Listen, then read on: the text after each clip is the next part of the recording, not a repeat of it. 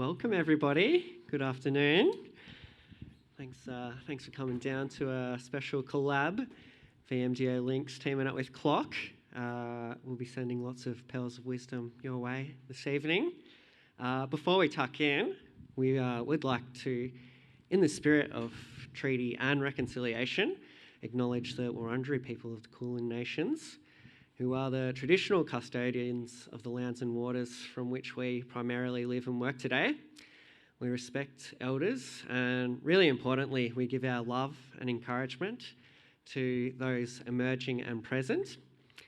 And I think especially today, as we come together to share knowledge, it's really nice to think about, I think everybody will be familiar just over here, the Merri Creek, where it joins into the Yarra River. This was like a traditional place of coming together to share knowledge, trade, and share ideas and customs. So I think that's a great spirit that we should be inspired by tonight as we tuck into proceedings.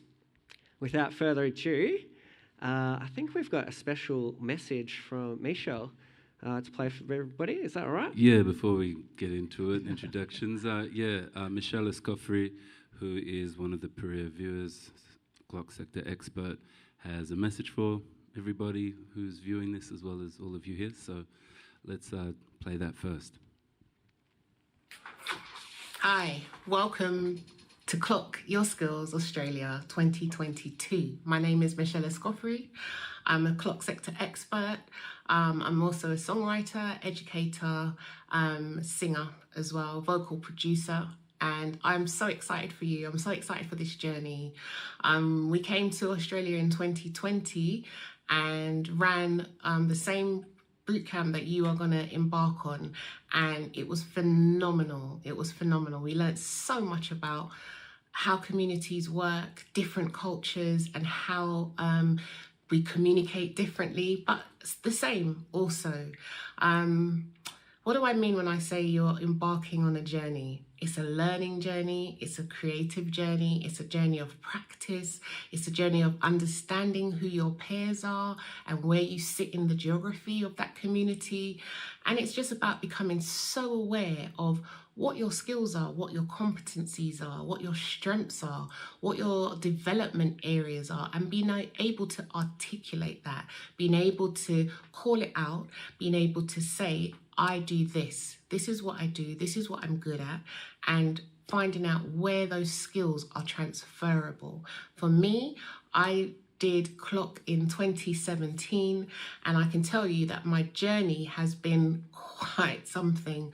I've gone from thinking that I'm totally not academic at all, to doing this program and achieving a certification, to then going on to teaching at master's level, to then going module leading and leading courses, to then being elected to the PRS board and becoming president of the PRS Members Council. PRS is a performing rights society here in the UK. And then going on to completing my master's this year. I've just graduated in professional practice.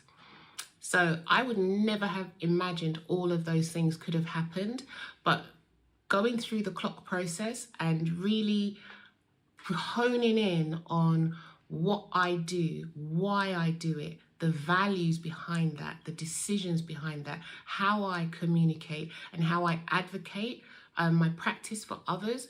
I'm really interested in developing future talent. So it's really helped me to place myself and understand exactly where I am, but more than that, where I want to be and how I need to develop to get there. So I'm super excited for your journey. I'm super excited for this bootcamp for you. I know exactly what you're going to go through. I would say just go with it. And I'm really, really looking forward to seeing you on this camp.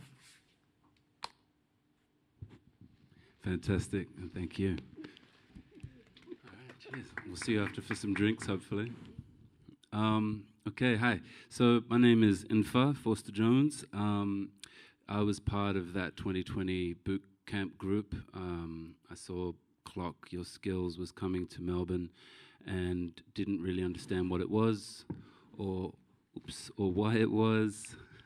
And but I put my hand up. It's kind of my life motto, just put your hand up, see what happens. And I'm glad I did, because I got to meet Michelle, Denise, Claudia, and now I'm meeting Ximo.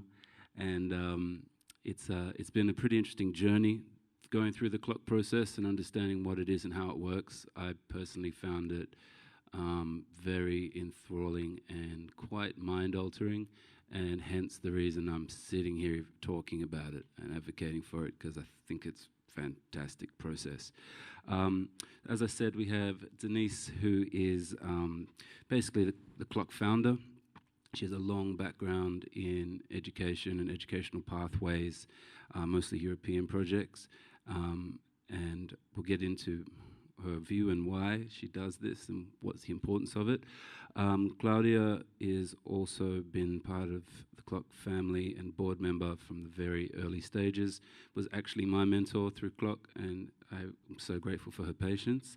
And Ximo, who I've just got to meet today but heard about over time, has more of a background as a creative director, and I guess initially more through computer animation and so on, and has worked with Clock to move himself forward.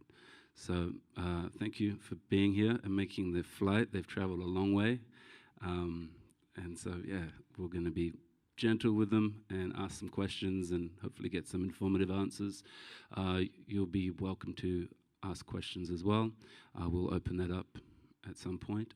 And I believe there will be questions coming through during this conversation if anybody is interested. So rather than me talk about it, I mean, I'm not sure. I imagine most people are trying to understand, like, what is Clock? Why is Clock? It's kind of hard to answer, but Denise, do you want to start? And Claudia and Ximo, feel free to add your thoughts as we talk, interject and stuff. Yeah. But make sure you use your mics and keep them close. Thank you. What is Clock? Clock is a third way. It's not education and it's not industry.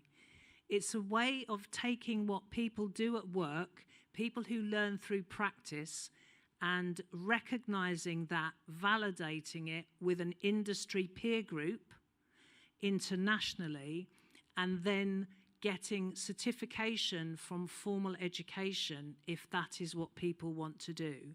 If you want to transfer, for example, your industry experience into higher education, you will need to do the sector expert qualification with Clock, which is an industry award, and then to gain a postgraduate certificate from a university partner of Clock, who just literally recognises what you've done. It's mapped to the Clock framework. The Clock framework is mapped to their postgraduate certificate. So for people who went straight into work for any reason, who basically learned through work, on the job, through a series of freelance contracts, through a portfolio career like I've had for most of my life, and to be able to make that learning count and to be able to use that to gain validation and recognition in your industry, but also certification from a formal public institution. I'll stop at that point, pass on. Claudia, how did you, we'll expand on that and let you marinate with it. How did you find yourself before Clock, moving into Clock, post-Clock? What's been some of the journey for you with that? Tough one. Okay. Clock arrived as all, I would say, most of the projects or the activities that I was doing. So it has been proposed, so offered in a sense to me, and I did that without really, if I think back, understanding what I was doing, more or less. But now, looking backwards, I realized that what happened, it was me looking at myself and understanding that all the skills that I had and all the the opportunities or the jobs or the projects that I was doing, they were giving to me some values, and at the same time, they were also giving me some specific skills, but I wasn't really aware of them. So I was doing all of that, and I was fine with that. The career was starting, moving on, and all of that.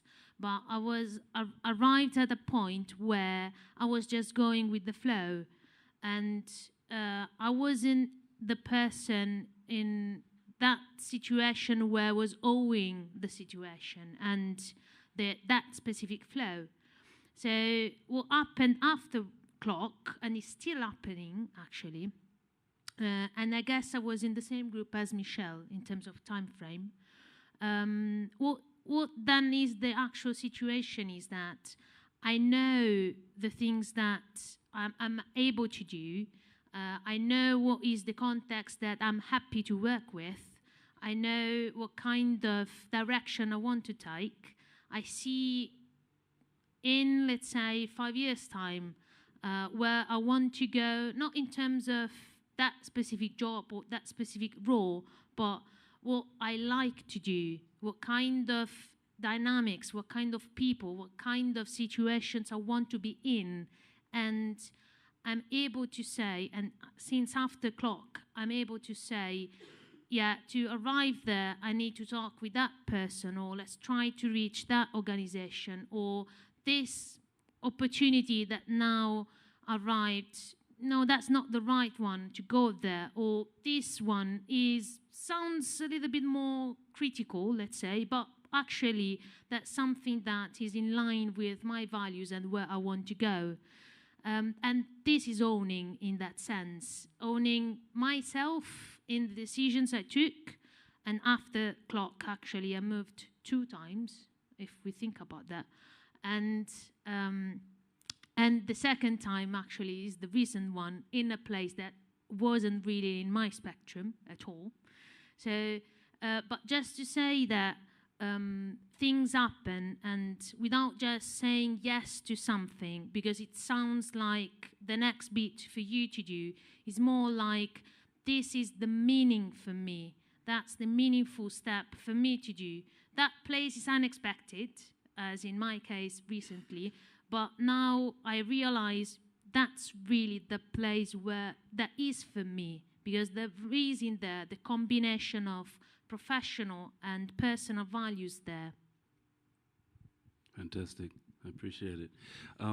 So those those of us who say clock sector experts or peer reviewers, as this is explained, this is a process. So most of us as artists are professionals in our process, but might not have a qualification as such. And like this, I've realized we go through the process of clock. To understand what clock is, it actually took me quite a while into it to really get it and go, oh wow, this is fantastic. And really understand the importance of, my own personal background, all that I've done, and moving it forward, but also having what I felt like a qualification-based right to do so, not only here, but for opportunities in Europe and beyond. Ximo has a really interesting background in the way that you've worked as creative director. Can you just give a couple of examples of the work you were doing and why you felt an interest to go through clock as a process? Yeah, thank you.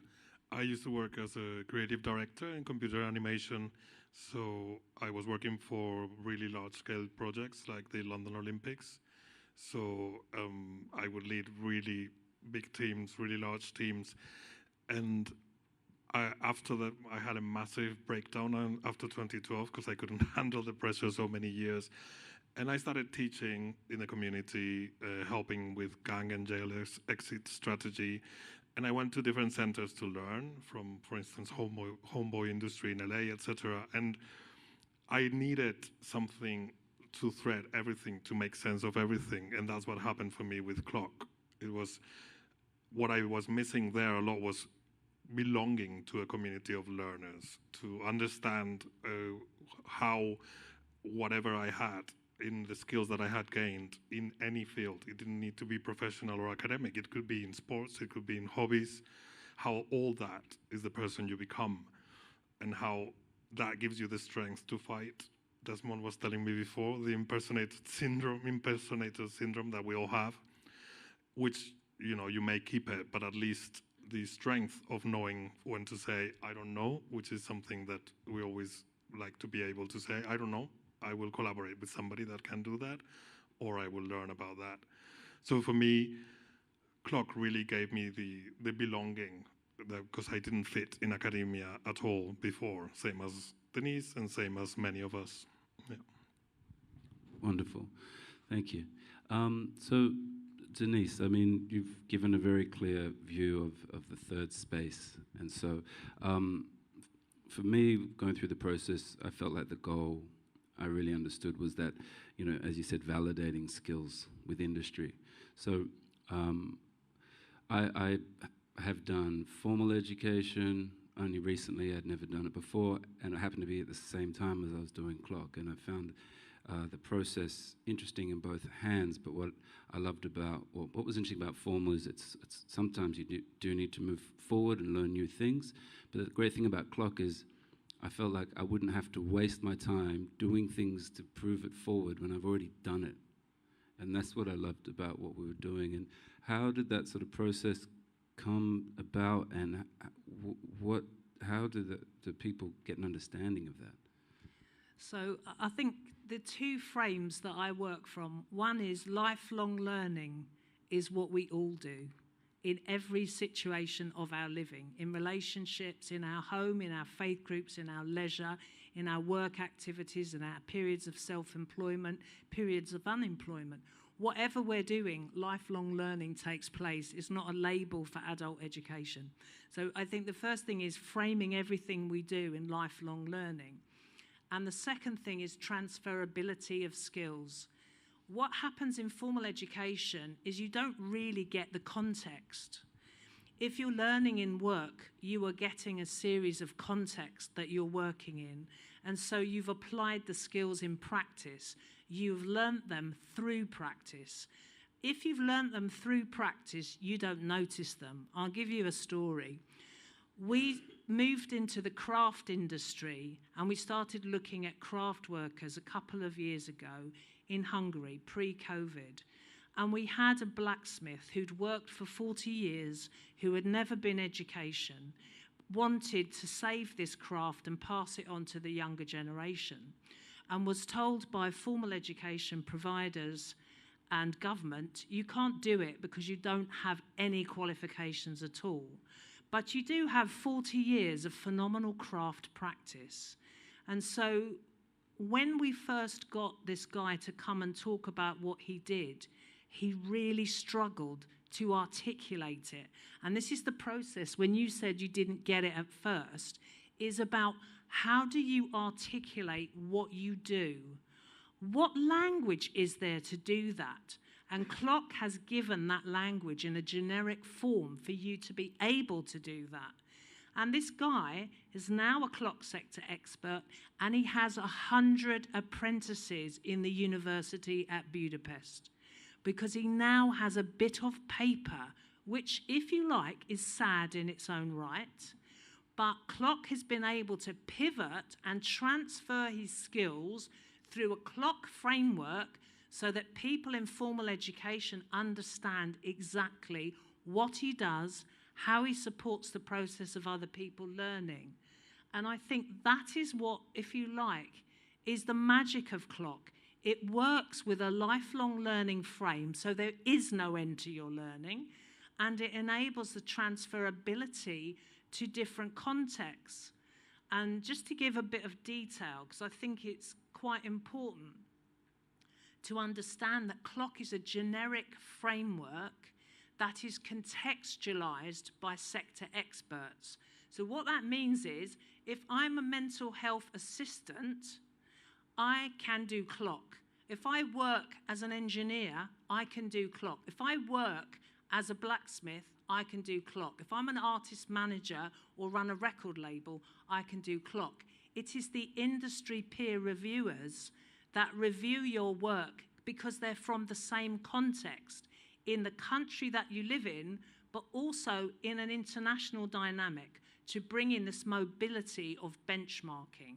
And so that whole process was set up long before we talked to formal education. I spent 3 years trying to work out how would you certificate that without engaging formal education in the process. And the result that I came to was you build a mirror of the learning outcomes. Here is the clock process and framework.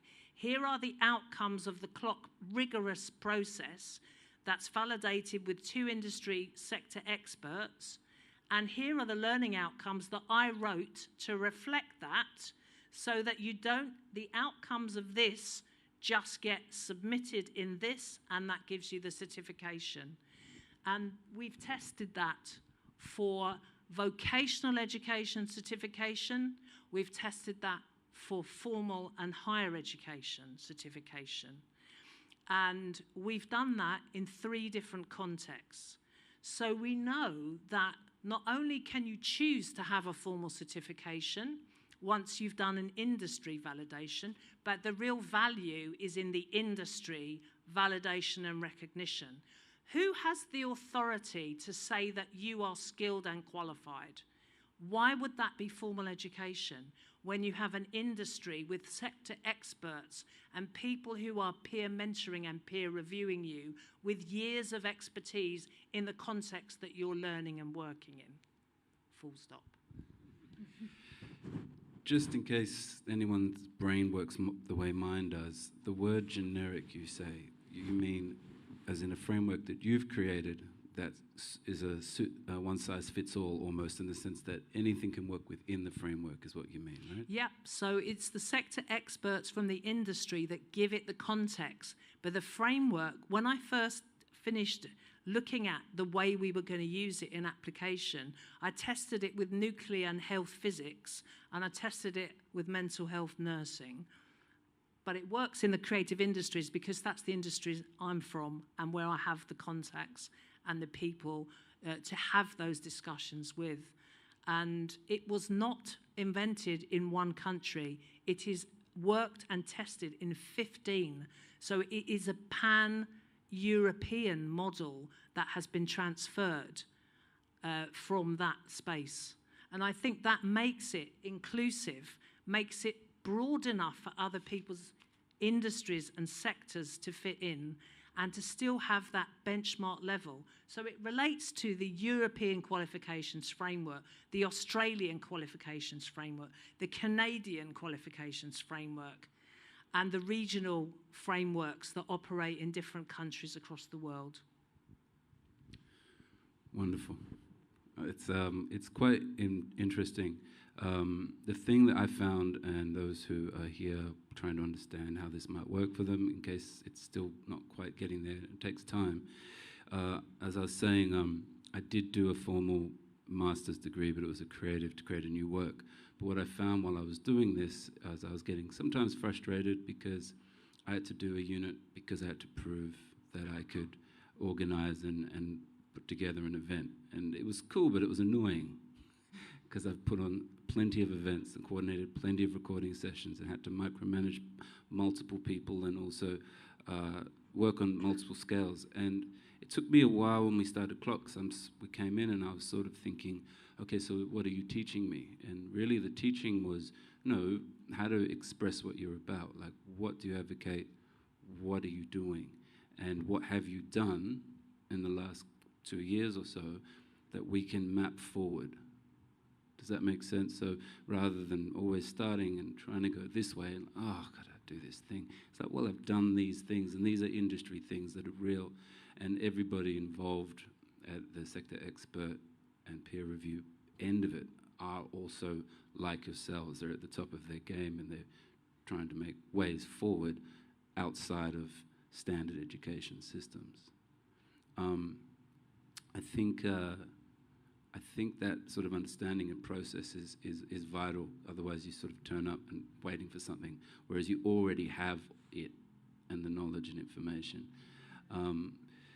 As for Claudia or Ximo, this process of understanding that step of I have all this and figuring out the language, I'll go with you actually on this one, the language of words to use. Because when I was asked, you know, what do you advocate, what do you do? I said, I don't know, stuff. I do things, I make noise, and I don't know, what are you talking about? You know, that's just how I feel about what I do. So this finding this way of like, no, you are the expert, you are, and finding these words, it was great. How was that for you? And can you expand on it a little? Well, despite the fact that I had been working for a few years in a context in which values and my skills were very important for me, you know, I was working in LA with people coming out of jail, and I was having these discussions, but I lacked the real fluent talk with the different aspects. And with Clock, you learn a little bit to identify and to be able to continuously evolve and learn how to use those terms. And it really helps you a lot projecting yourself in the future as well. Not only to understand what you have done, but you realize how your core values determine what you do, and you become much stronger when you face the future in what you want to do. And your skills the same, and all the aspects that I often refer to this with my students, like the bars in your game player. If you just defend yourself emotionally by saying, oh, I'm shit with maths, that doesn't help me. You know, if you just put yourself down in everything you do, it doesn't make you aspire to learn. I need to know which are the areas I need to collaborate to compensate, or I should learn more, which areas I'm stronger on, so that review of your competencies really affects the way you walk towards the future and you project as well as review. Awesome. And this language that we're talking about, it's not like you sit there having literature class, so here's how you say, it's not like that, but it's basically defined in the generic template, the rubric, in the way that's put together. You start to see how it works. And I mean, I guess once you get involved, you'll start to understand how it's mapped. What were those key kind of components for you two with that use and choice of language? Because I found it confronting to say, basically, I think I'm great, and this is why. I found it really difficult, even if people might think I'm great. You know, I'm still just how I am. This choice, it was really interesting. No, you know that better than me. Okay, so there are skill sets that have been discussed with employers and contractors and self-employed people. We were looking at 3 levels. Industry entry, so again, it's framed in an industry world. So industry entry, which meant we have a term for it called advanced trainee. And what that means is work ready, but still needs supervision. Right? So that is the level that we call equivalent to level 4, which is level 5 here. So in the EQF, it's level 4. We have competent professional, and the way I describe that is somebody that you could literally wind up and let go. So they know how to do an A to Z with a client. They know how to do a role in 1 or 2 different contexts in an industry. And so that is our level 5, your level 6. And then we have sector expert. And sector expert is what you call level 9, what EQF calls level 7. And there are strands, if you like, skill sets, which every person will need. And they are, if you're doing creative practice, you have the word creative, but let's just call it practice and talk about the generic framework. I have a practice. I'm running an enterprise. So it's a creative enterprise or it's an enterprise. Managing a band, whatever it is, managing yourself. Running a label, running events, all that sort of stuff. Then you have something which we call sharing knowledge and skills. So that's not teaching, it is peer-to-peer learning. Peer-to-peer learning we hold absolutely central to this program. Peer-to-peer learning is learning in a community of practice. It's not about the individual, it's about the community inducting you into a community of practice. And then we have something which I have never seen in any other framework, And we call that developing social potential. And what developing social potential is about is making sure that if you're running an enterprise, you're not dumping the costs into the commons. In other words, you're not treating your workers so bad they end up in the national health system. And you're not just burning people out and dumping them. You're also mentoring and including people who don't fit your version of reality, but you are bringing them in as a matter of future-proofing your business and including diversity and equality in your pay scale. And you are also looking at the social capital that you build through your corporate social responsibility or through the time it takes you to actually be ethical in what you do, or to explain what the down as well as the upside is. So that framework enables people to look at themselves in this circle and to understand, where am I in this map? And how far have I got to be or to go to do that? And what projects could I develop or roles to be able to fill those gaps? And to have a peer mentor, not a teacher.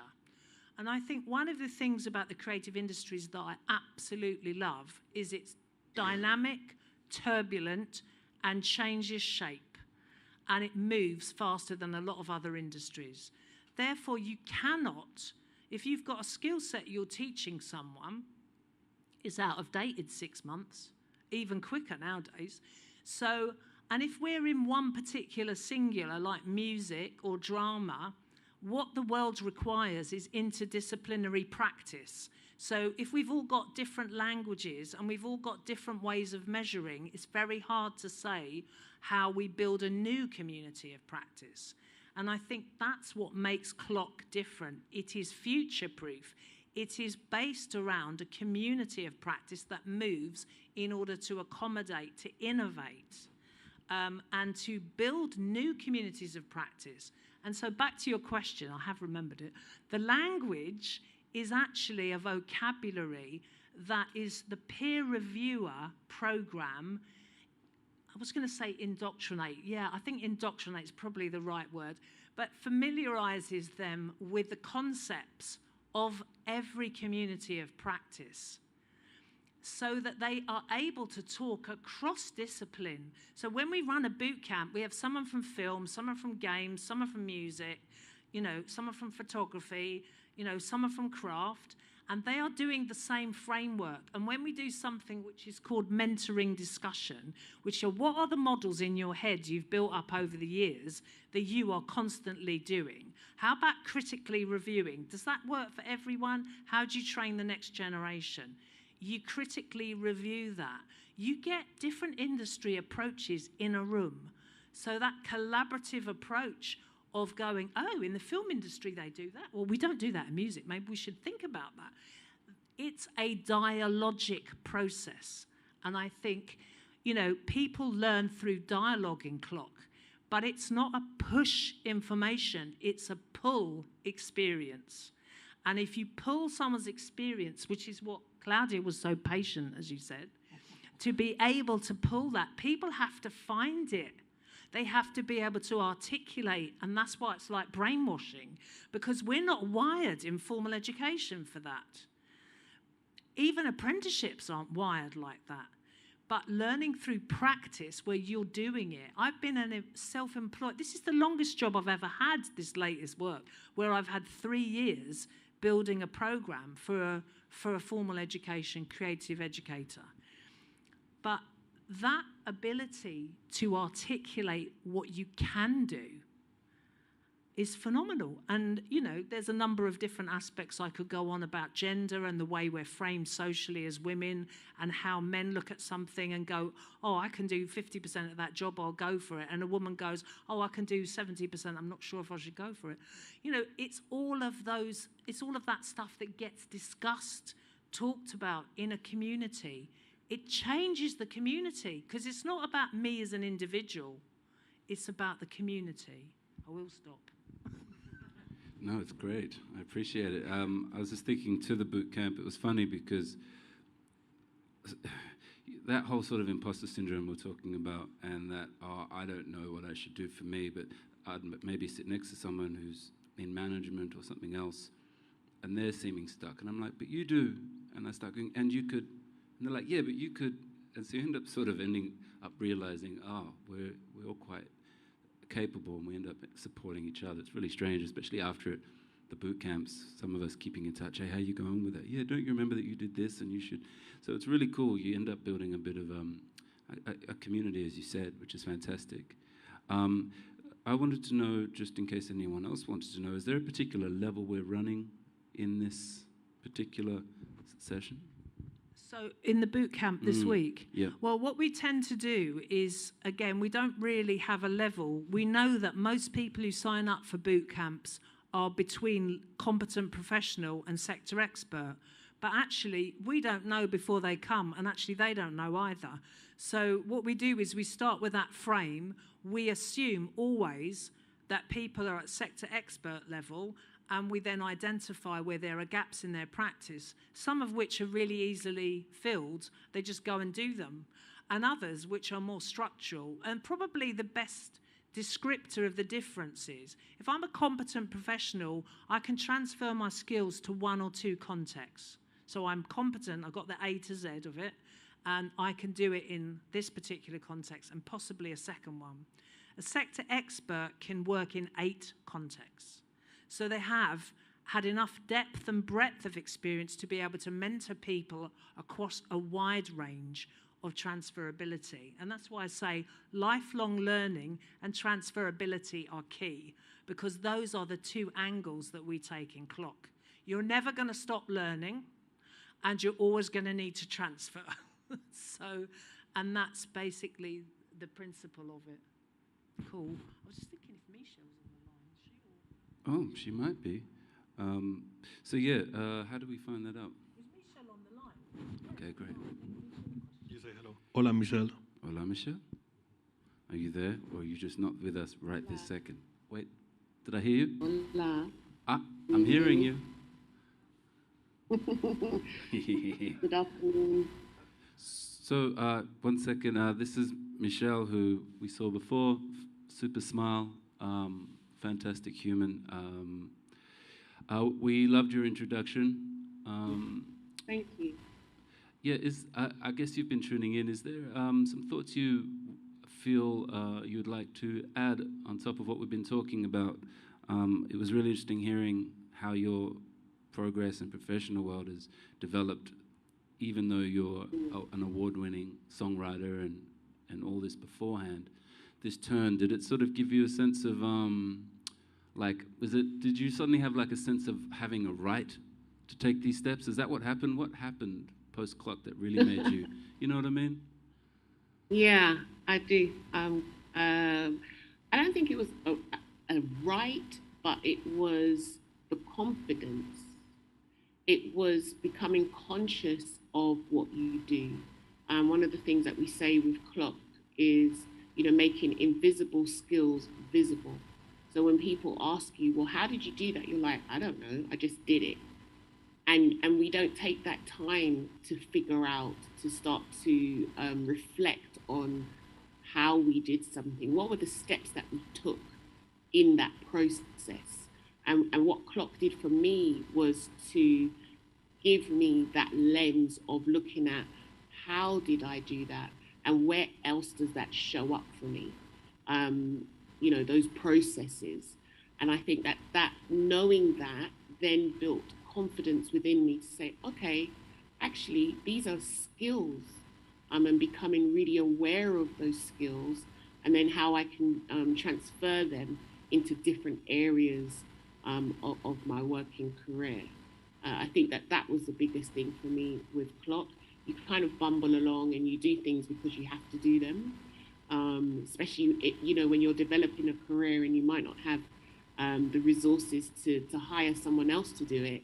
So then you have to do it and figure it out, but you haven't actually articulated how you figured it out. Clock gave me the opportunity to articulate how I figure stuff out. And then take that forward. And that articulation is the type of language that you would need when you want to apply to be on a board of PRS and so on. And it's like, yeah, I haven't been on in such a space before, but actually, turns out I might be better at this than a lot of you who've been sitting here for 20 years. Well, again, though, it's really about that lived experience. You know, Denise talks about lifelong learning, and the beauty of sitting in those spaces is that you're not just talking about it, you've actually done it. So you're able to speak and, you know, advocate, as Denise was saying, for your community, for your community's behalf. We're not just talking in theory. It's like, well, actually, this doesn't necessarily make sense because I've lived this. We've had lived experience, so we can speak from that point of view. So being on the board of directors or the members council for PRS now, that's where I'm coming from. It's that lived experience and being able to say that idea is great, but it's not actually going to work for creatives, and being able to articulate that for creatives within that space has been great. Thank you. It's fantastic. I was just thinking, there was a thought that came to my mind around. So for those, I'm sure you'll know, PRS is equivalent of APRA here. So with these kind of steps forward, I think it's really, for me, watching and learning from yourselves, is that idea of being able to move forward from previous work. Often you have to learn to make a spreadsheet.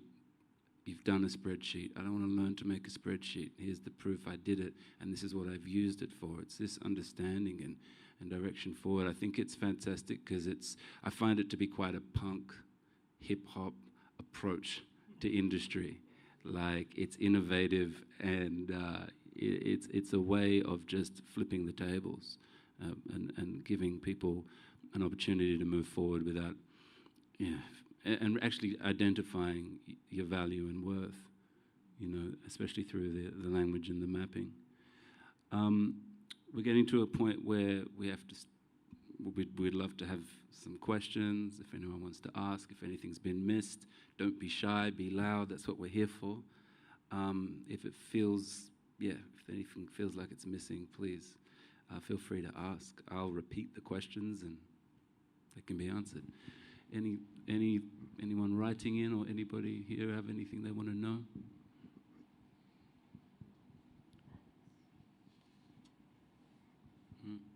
You have a question? What is it? Yeah. Called out. No, I'm actually excited. I'm already booked in for tomorrow, so I'm ready to go. So tomorrow is the skills discovery.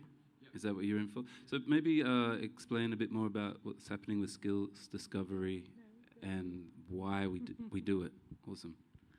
Right, I'll tell you the history of skills discovery.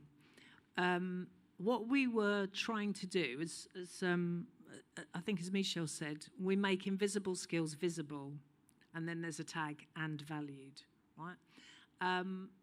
But we were working with Phonographic Performance Limited, and we were looking at the kind of equality, diversity and inclusion strategies and practices, and the fact that they had no senior black managers in PPL and more wider in the industry in the UK, for various historic reasons, which we won't go into.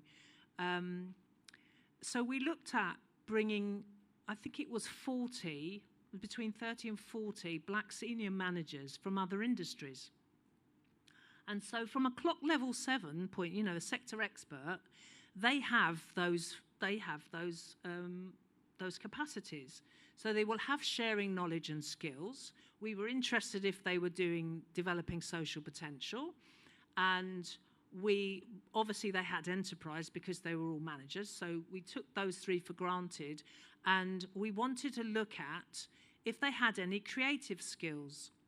And so we mapped a number of skills as verbs, so actions, and then we had a conversation over a 3-hour period where we ask them to look at the other areas of their life rather than work, and said, you know, what are your hobbies? Are you in a faith group? What sorts of activities have you used this action? So to use the one that we'll be doing tomorrow, there's one which is about raising spirits.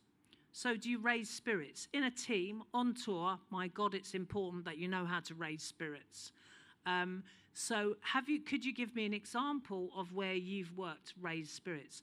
So in a small group, people reflect and think, oh yeah, do you know what? I was on this walk when I was doing my Duke of Edinburgh and it was pouring with rain, there was hailstones, and basically I started getting everybody to sing.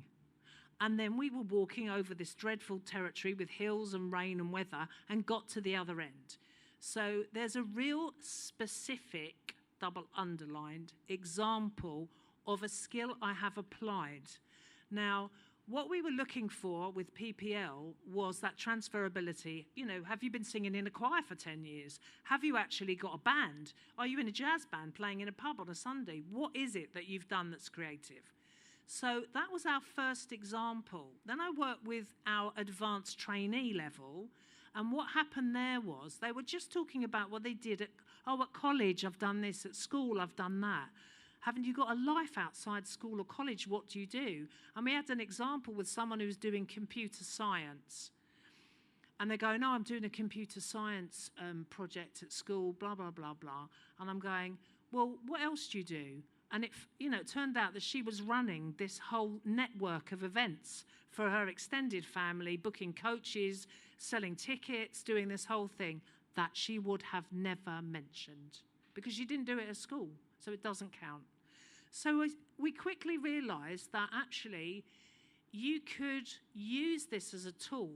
So Nico Trust, which is a charity that runs music for live events, works with the live events industry, they had an 18 places on a programme of 12 weeks where they would work to build a music collective.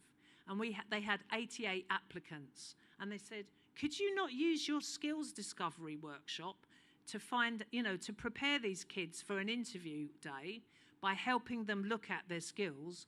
And then after the ones who don't get in, you could mentor and they could look at maybe transferring what they're doing to another opportunity. And through these processes, we had the skills discovery workshop that was born.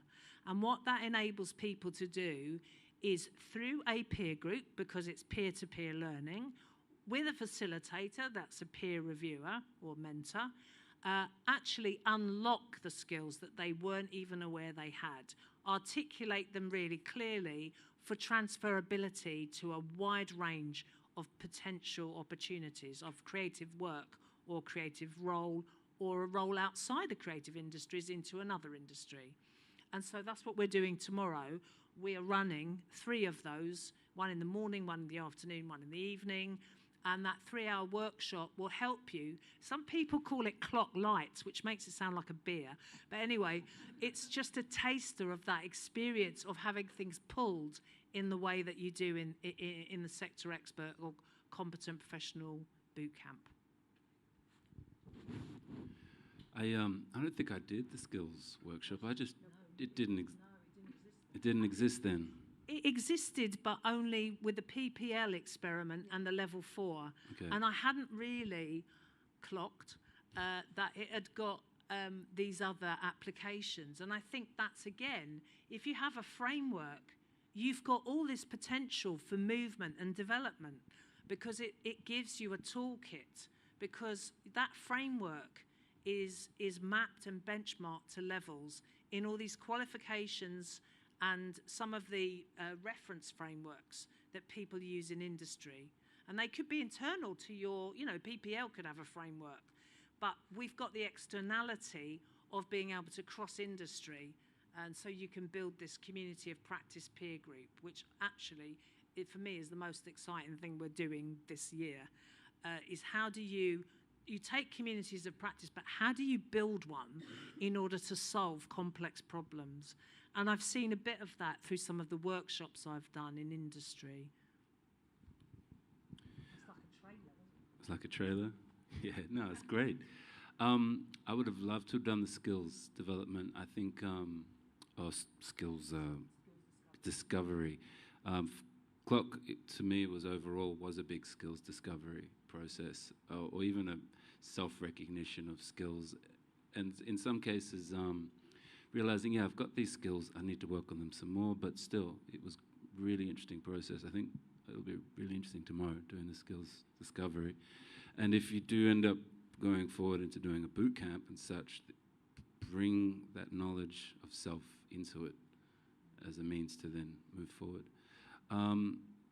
The boot camps run 3 days generally, or is that just this while you're here? So because of time differences, when we're running an international one, we actually run it across 5 days and make the sessions shorter for the reasons of anyone who's on the wrong end of the clock, literally. So we ran from 6 a.m. to 9 a.m. and then from 9 p.m. to midnight. The last one we did, we had Americans and Europeans. That was all digital? Yeah, based? that was a digital one. So we run digital ones, but we're running, when we're actually physically in a location, we run usually a 3-day intensive, because those 3 days you literally nail it. And I can tell you why. I don't know if people know the band Muse. I had their tour director who wanted to do Clock. And I met him in Carluccio's, which is an Italian restaurant in between where he lives and I live. And every time we went, it's quite nice going out for a Carluccio's breakfast. Every time we met, he went, "Oh, I'm sorry, I just really haven't had time to do anything, and it's not moving." And I went, "Right, you put this weekend in your diary, you're coming to the office in Windsor," which is where it was at that time, "and you're doing an intensive boot camp, and I'm going to have 4 other people come and do it." And it really worked. He was also running a Facebook online, live online thing, and about 30 other things. But in those 3 days, he managed to do it. So that's why we do 3-day intensive. It fits with the kind of creative living experience. And just to be clear, what was the outcome of the 3 days? What did he get? So he got the Sector Expert Award based on his practice, but he also got the Vocational Award, which was the Professional Development Award in Cultural and Creative Industries, which was a Level 7 certification from formal education. And to remind them, what does that mean? So that's like, basically, he got 64 credits at master's level, so he got the equivalent of a postgraduate certificate. Irrespective, he hadn't got any formal qualifications before that. In how many days? 3. Versus a year intensive? No, it would be, a postgraduate certificate would probably take you a term full-time, 2 terms half-time. So, but you're not learning, you are just looking back through. Yeah, I get the point. I definitely get the point. But it also is something, so what Michel did, you could speak for yourself, Michel, you took that 60 credits and then joined a master's program to complete a full master's. So you only had to do 40% of it? 50. Or 50% of the master's. Is Michelle still with us? Yeah. So you, your clock, your skills, credits. It's not just the credits. You use also. I had to write an essay around my previous learning and what I thought I learned and how that's going to help me moving forward, and then did the other half of the master's degree, which was fantastic. It was great, and it actually also helped to, I guess, deepen my learning and cement in my mind the value of what I've learned and my skill sets, and understanding that actually through all the work that I've done over the years, what have I really learned? What did I learn? And being able to write an essay and think about it like, okay, what have I learned in the last 20 years, or in terms of industry, in terms of working within the industry, the skills within that, and talking about effective communication with others, talking about your creative process. One of the major things I think I reflected upon and wrote about within that master's degree was how my creativity informs a lot of the work that I do in every aspect. So even if I'm thinking about, creating a workshop or strategizing for an educational facility, I think about it in terms of creatively. How do I write a song? Okay, well, I find out what the artist wants or what the label wants, and I go and source that and bring it to them and work on that conceptually. And so it really helps me to cement what I do and how do I do that on so many different levels. And again, being able to articulate that, it was great. Had you had a formal higher ed, tertiary education before Clock in any way? No, sir. No, sir. So I think I did my A-levels and that was it. So you're like most people I know that I get to hang out with in Melbourne, just awesome, but don't have the, formal education pathways, but are awesome at what you do. Clock allowed you to recognize everything you do, get you halfway through the masters, which you then went on and did. And now you're talking to us about it. It's great. Yeah. And it was definitely something I never saw happening. If somebody had said to me a few years ago, "Oh, you'll study a master's," I was like, "No way, me? Nah, what for?" So it's been great to do it and to stretch myself in this way, but also just to understand that the knowledge is internal. I think that's one of the biggest things that I've learned. The knowledge is actually internal. It's really just pulling it out of yourself and being able to express it to others. Thank you. And if someone doesn't want to go on to do a master's, the qualification, it's recognized. Here, it's recognized. Industry recognise the Clock programme as an alternative way of validating where you are, what level you can contribute at. And Association of Independent Music in the UK has built that into their professional development framework. So, and we are working with organisations, not just in the music industry, to look at how we can do that. And again, it's great recruiting for diversity, but progression doesn't happen. So if you have a framework that's open enough and a structure that is rigorous, you will get people who are progressing from different communities. And this is happening now here in Australia, right? That's exactly what we're bringing back. Absolutely. Yeah, can I ask you a question? It's a great talk. Please, I run a songwriting music production program at Polytechnic.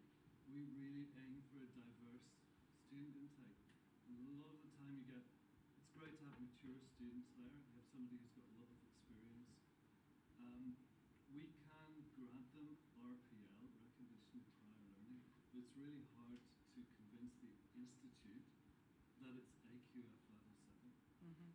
So, have you done equivalencies in the music industry, or can people get a club qualification and then bring it to an Australian institution?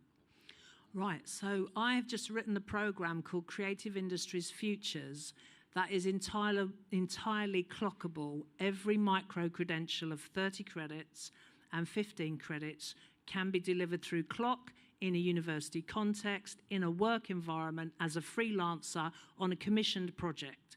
So that space has been created because I wrote the learning outcomes of that program so that they match. So the short answer is yes, we can do it at every level. The longer answer is we need to work with a local university partner in Australia so that we can contextualise that within the academic frame. Or we can take a global approach and bring a UK university to partner and to deliver it here. in a way, I am building that as the optional framework. What is more important, I think, and it's only you're working in education, but you're absolutely right. Unless there are parallel pathways and bridges across, and Michelle is pointing to a bridge, my job, as I saw it, was to deliver the 2012 directive, which is from Europe, which is every citizen has the right to have their learning recognised and validated, irrespective of the learning context in which it occurred. I take that as the primary reason that CLOC is there. And those bridges, which you're talking about, are there from level 3 to level 7 now in EQF, or level 4 to level 9 in AQF. So the parity of the frameworks, EQF and AQF, are quite similar. What have been changing in the UK education system is they have pivoted those slightly so that they're not the same, but they use things like sector, like music, singular subject, benchmark statements of academics. We are able still to be able to evidence that across, because that's the point, is bridging so that someone like Michelle can walk into that. My last gift to CLOC, which is happening right now, is a PhD through CLOC. CLOC level 8, which is your level 10, is got its first 12 people starting in September, with a view to providing exactly the same process that Michelle talked about, whereby Middlesex University can award a PhD through professional works, where CLOC does the first bit of what they've already done as a champion of industry or a champion of community. And they pick up, and you could have CLOC level 8 and go away, and that's it. Great, you've got a CLOC level 8, fantastic. Or you can transfer it into a formal education context and have a full PhD and be doctor whoever you are, right? So this is the point about wherever you learn is irrelevant. The learning is irrelevant unless you've applied it. And the future is about how you transfer and how you learn on the job. And all of that is what we do in CLOC, whether you're in education, in industry, self-employed, or crossing, like the intersectionality of industries, which is where innovation occurs. So I don't know if that answers your question, but the level 4, I'll just say 2 more things. You know slot machines where you put pennies in and they've got stairs, right? And then the pennies go in, and then eventually a little pile of them come out the bottom, and you take it and think, great, I've won. While that's going on, every so often, all the pennies get stacked up on the top shelf, and this bar goes like this and moves all the pennies over there, and they all go off down that way, never to be seen again. That's A-levels. Like, that's the level 3 award. That's high what school. It does, that's high school, because it takes a whole bunch of the population who can't do A-levels, don't have someone at home who has been through an education system, or don't have the resources to get the computer, and don't have a library at the end of the road. And literally, it does that and goes, you lot, you're going to have to be plumbers or something. Whatever it is you do, just go and do it, because you're never getting up here. Right? So that's the first glass ceiling that CLOC gets rid of. We don't do level 3. We go from nowhere to level 4, right? And we support people to do that journey. And then the other place you see that same slot machine effect is at graduate level. And at graduate level, you're over there because you're not graduates. Graduates have graduate schemes. They're getting on. They're doing this. They're doing that. We don't do level 6.